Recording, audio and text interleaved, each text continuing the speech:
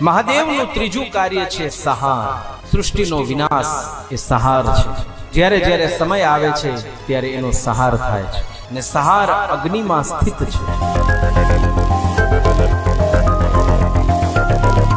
દેવાધિદેવ મહાદેવે પોતાના સ્વમુખે પોતાના કાર્યો કહ્યા છે કે હું શિવ, હું મહાદેવ કયા કાર્યો કરું છું. ભગવાન શિવ પોતે બોલ્યા છે, મારા 5 કર્તવ્યો છે. પહેલું, જે નિત્ય સિદ્ધ સંસારની આ રચનાનો જે આરંભ છે એને સર્ગ કહે છે, સૃષ્ટિ કહે છે. એ સર્ગનું કાર્ય, એ સૃષ્ટિ નિર્માણનું કાર્ય હું કરું છું. અને સૃષ્ટિ જે છે એ ભૂતલ ઉપર સ્થિત છે. આ પૃથ્વી ઉપર જ જીવન છે, બાકી તો બીજા ગ્રહો ઉપર કઈ માણસો સંશોધન ઘણા કરે છે, વિજ્ઞાન ઘણું સંશોધન કરે છે કે ક્યાંક સફળ થઈએ, પરંતુ આ ભૂતલ ઉપર સૃષ્ટિ સ્થિત છે એ મહાદેવની કૃપાથી છે. એ મહાદેવનું કાર્ય છે આ ભૂતલ ઉપર સૃષ્ટિને સ્થિત રાખવું. મહાદેવનું બીજું કાર્ય પાલન. શિવ દ્વારા પાલિત થઈને સૃષ્ટિને સુસ્થિત રૂપે રહેવાની સ્થિતિ કહે છે એ મહાદેવનું કાર્ય છે, એનું પાલન કરવું. સ્થિતિ જળમાં સ્થિત છે. આ બીજું કાર્ય મહાદેવનું પાલન. મહાદેવનું ત્રીજું કાર્ય છે સંહાર. સૃષ્ટિનો વિનાશ એ સંહાર છે.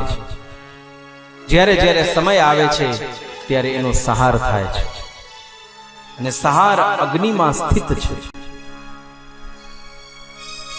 મહાદેવનું ચોથું કાર્ય તિરોભાવ.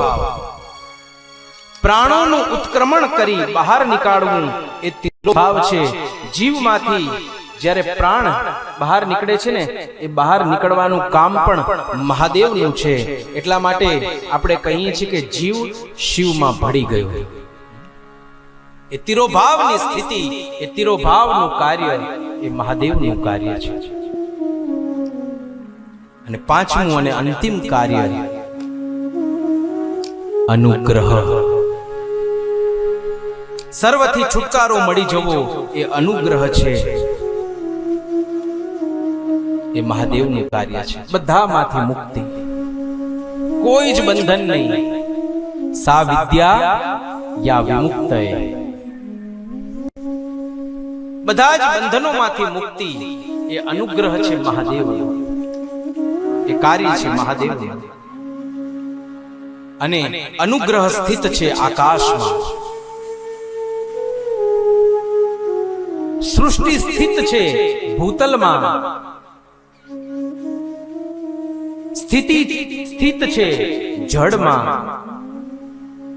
સંહાર સ્થિત છે અગ્નિમાં. તિરોભાવ સ્થિત છે વાયુમાં. અને પાંચમું અનુગ્રહ સ્થિત છે આકાશમાં. બધામાંથી મુક્તિ એ અનુગ્રહ છે. આ 5 કૃત્યોનો ભાર વહન કરવા માટે મહાદેવના 5 મુખ છે.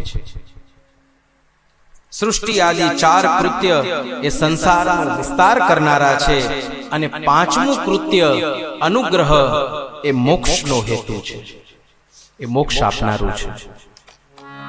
ભગવાન શિવ કહે કે પૂર્વ કાળમાં સ્વયંનો સ્વરૂપભૂત મંત્રનો મેં ઉપદેશ કર્યો હતો. મારા જ મંત્રનો ઉપદેશ મેં કર્યો હતો.